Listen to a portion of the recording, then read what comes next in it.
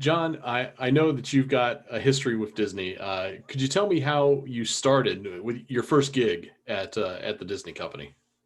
Okay, well, that would be with Mike Chitloff. Actually, it would be with a fellow by the name of Devin Kirigiano, who knew Mike Chitloff. And I was taking a seminar class, and oh gosh, this is like, oh my goodness, 1979. It's a long time ago, Mm-hmm. 1979. And I had played, I did a piece of music for a movie of the week. And so I played it for the class. And so this guy comes up to me and says, I'm producing, I like your music. I'm producing a short program for Disney. Do you want to meet the filmmaker? And I said, that sounds great. How about tomorrow at 11? I go, 11 a.m. is fantastic. Should we have lunch or something? He says, no, no, no. Tomorrow night at 11 p.m. And that was Mike Jitloff, the Wizard of, known as the Wizard of Speed and Time. And he was working on a Disney television special. This is when Ron Miller was the CEO. And so I worked on that little TV special. I did a little piece that was later to be known as the Camera Wizard, that later became the Wizard of Speed and Time. So I managed to kind of get my foot in the door at Disney. And they called me officially for several things during the Disney Channel days. I was doing trailers and commercials, and they were uh, having stockholders meetings, and we would do presentations and what have you. So uh, a little bit after that, maybe in the 80s, I did, later in the 80s, I did the Wonderful World of Disney theme with a team that I had worked with for a number of years. That sadly, after the Wonderful World of Disney, they kind of disbanded and went off into different industries. Because it's interesting to know that you may have skills as a producer that could be used in things other than the media business. So that's what happened. So that kind of fanned out. But however, I've kept a long uh, relation with Disney since then. What's it like to actually compose for Disney? Do they kind of are they strict on you as someone making music, or do they kind of give you creative freedom? Well, at the time, I was the producer that I was working with. Her name was Mary Kellogg, and we just would they would show me storyboards, and we would talk about things, what they're looking for. Sometimes they would play examples, and I would try to talk them into doing something a little bit more experimental and what have you. And it was very interesting. In our conversations, I had talked about how watching the Wonderful World of Disney on a Sunday night was the last bit of freedom I had before I went to school the next day. And there was this bit of joy when when the World of Disney would start, and then there was this sadness, and I would watch it to the last credit. I mean, I would just hang up because I had to go to bed after that when I was a kid. She goes, "That's what you need to do. You need to capture that magic, magic of Disneyland." So it was very good. So that's basically how you. So you basically do something. I think when you work for a company whose logo doesn't the sun doesn't set. Oh, excuse me. Let's rephrase that again. When you collaborate with an organization that has a logo which does not see the setting sun, th- when they ask you, invite you to do something, their assumption is that you know what you're doing. Mhm. So it's not like they're going to walk you through and instruct you on how to do things. They just want you to capture magic in a bottle, and so they can have it forever, if that makes sense. What's your procedure for making music when you did Disney projects as as an artist? Hmm. What was your process? Well, I can tell you this: when I did the trailer, the official trailer for the opening of Epcot, which was quite a while ago, and they showed me this gorgeous storyboard, and then later some test footage of how it was going to reveal that globe and all that. It was just so surreal, And I didn't realize, they said, this is like already built. This is done. Not everyone has seen it yet, and they're going to see it with just it's just all it has. It's like it's going to be 20 seconds, and at the very end it's going to say Epcot Center, Walt Disney World. That's all they're going to. You're going to have to introduce the world to Epcot. And so it's like, basically go home and you think, you look at the storyboard, and you all of a sudden something starts coming into your head that has something to do with the visuals, and you start plinking at the keyboard, you start playing with little synthesizer sounds, and then you can only do that for so much time before you got to get in the studio and deliver something. So then you start calling friends up, and we all get together at the studio, and so that's basically how it happens. It starts off with an idea. Um, the only direction that they gave me is that they want people to be, to know that this is a very spectacular, special place, and no one really knew exactly what it was about. I mean, I'm talking about the general public. So it's got to be that curiosity. You have to spark curiosity, and so that was very interesting. And I wish I had, maybe on YouTube it exists, because I don't think I ever got a copy. I know if I found it and I tried to play it, I know I would get a copyright strike. But do you Yeah. happen to remember that piece of music? Is You that mean like rattling whistle around? it to you? Yeah, No, it was or very, hum it or something no, that no, won't get me struck by the mouse. it was very atmospheric and sound designish. So it wasn't like a melody. I mean, even though people know me as doing, music that's very thematic and melodic, and there's a large body of my work that's very, very, very sound design ish, very atmospheric, that Hmm. you can't whistle the tune. And that was one of them. you know they basically said, you know how to use synthesizers, can you come up with like a just magical colors, to magic, wondrous colors. That's what we want with this. It's got to be. And at the time there was this term that producers used. It says, we want to give it a very corporate feel. What does that mean? It's like, when you see the NBC logo, right? Hmm. It's like four, don't three pitches, right? When the Tiffany network, CBS, had a very signature sound. The nightly news had what, it's basically, I think that was the 80s term for the 80s word for the term of branding. Hmm. In other words, we want to brand this as something very unique, is what would be, excuse me, is what would be um, expressed today. But back then, they says, we want to really, the music to have a corporate feel to it. Don't know. I could never find out. I would ask other composers, what the hell are they talking about corporate feel? Because when I think about corporate, a very corporate sound, I'm thinking of music from the 50s and 60s that sounded like it was from some instructional video. Hmm.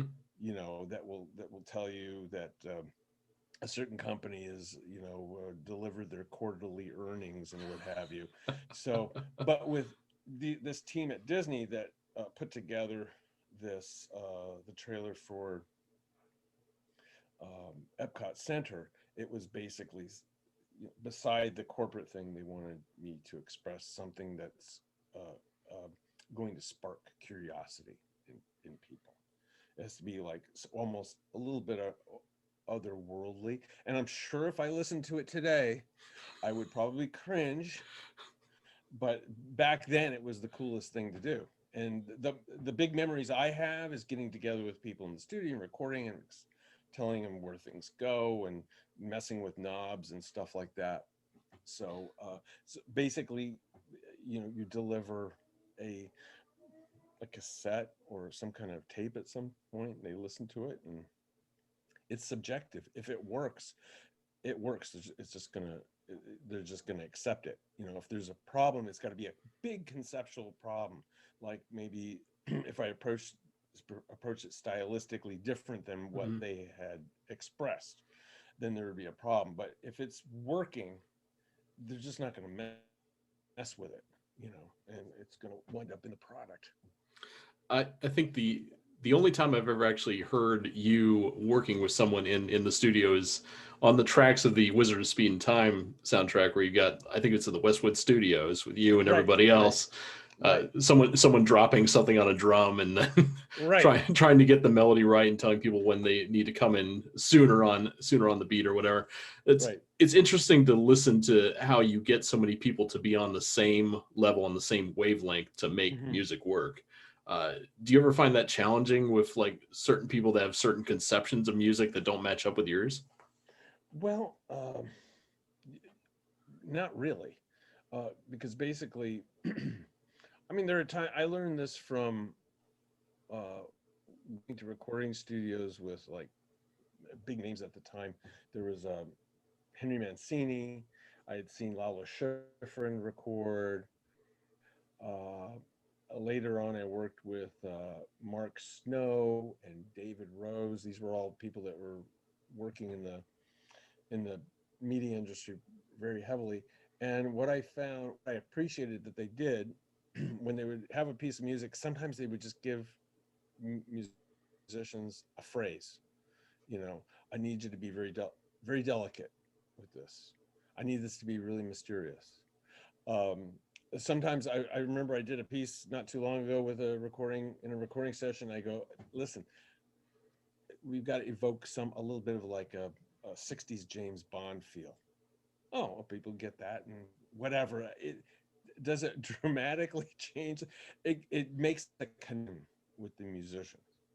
You know, if you can give them some sort of direction, and watching hundreds and hundreds of hours of now on YouTube. Since YouTube came out, I've seen so many rehearsals of major orchestras throughout the world with major conductors and how they conduct a piece and how they rehearse a piece. That's which is very key. I remember there was a time I used to go to the rehearsals at for the Los Angeles Philharmonic. I saw Andre Previn rehearse, and I saw Carla Maria Giulini rehearse, which are they're both world class conductors, and it's just very interesting how the orchestra or music, you know, if you're doing a session, musicians connect with you if you give them something to connect with, like a concept. Uh, Fast forwarding to the next time you worked with Disney, when was that? Okay, so there was many things for the Disney Channel. I lost track. There Hmm. was little television shows, little commercials, little, I called them bumpers, Hmm. where they would say, "Up next is going to be this." There was all that kind of. There are the things that kind of keep a station going, you know. Besides the actual content, there's what's called the interstitial pieces. So after that, I did the Wonderful World of Disney, which was very interesting because there was a lot of politics involved in that.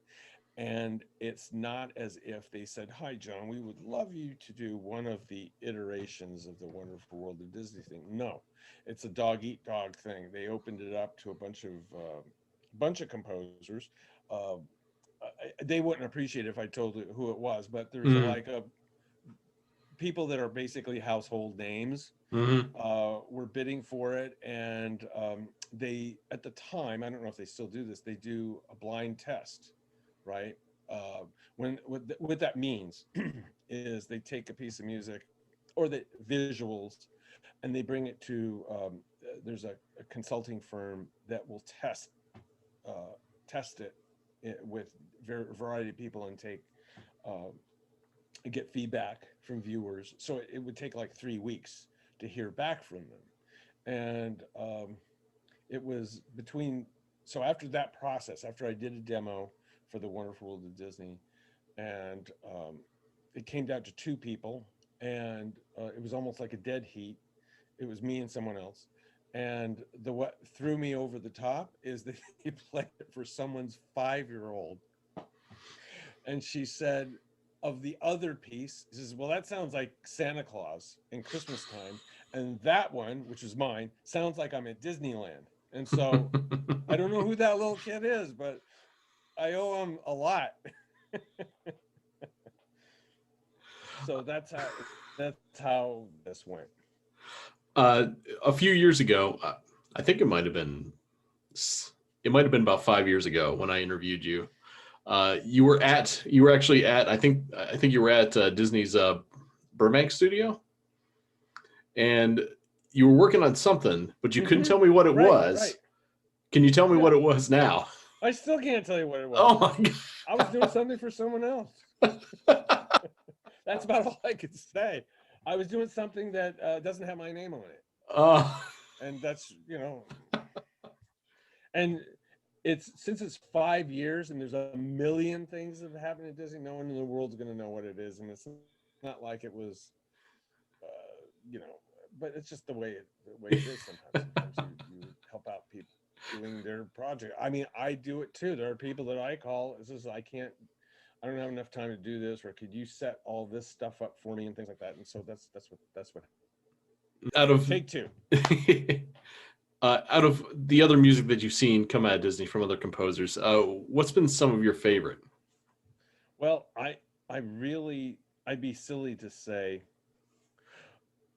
I am I very much appreciate The Mandalorian Hmm. and the approach that Ludwig Göransson has with the score. I really like it because it's got a different spin on it. It's just not a John Williams knockoff. And I'd be quite honest, if I had to be critical about the music, is that when it goes into a John Williams feel, I kind of feel, I miss the kind of odd, quirky Western, feel. So the Mandalorian is awesome, and also there's a show that they do with Jeff Goldblum that I really liked. It was like things that fascinate Jeff Goldblum. Yeah. So those are the two things that I really dig. Unfortunately, I can't consume much media because I create media.